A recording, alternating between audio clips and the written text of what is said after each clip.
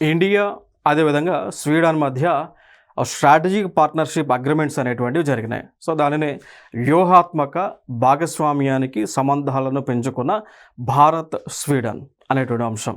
Like simple, India Sweden రెండు కలిసి strategic partnership agreements చేసుకున్నాయి.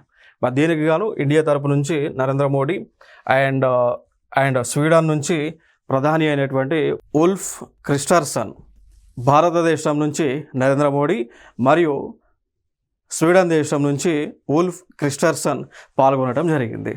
ఈ యొక్క వ్యూహాత్మక వల్ల భాగస్వామ్యం వలన ఎటువంటి లాభాలు జరుగుతూ ఉంటాయంటే, లైక్ స్వీడన్ దేశానికి చెందినటువంటి వస్తువులు భారతదేశానికి వచ్చినప్పుడు భారతదేశంలో ఎటువంటి ఆటంకాలు లేకుండా దిగుమతి చేయవచ్చు. ఇన్ ద సిమిలర్ వే ఇండియాకి సంబంధించినటువంటి వస్తువులు కనుక ఆ దేశానికి వెళ్ళినప్పుడు అక్కడ స్వీడన్ అనేటువంటి దేశం వేగంగా భారతదేశం యొక్క వస్తువులను దిగుమతి చేస్తుంది. దాంతోపాటు భారతదేశానికి చెందినటువంటి వస్తువులపైన ఎటువంటి అధిక సుంకాలను విధించరు.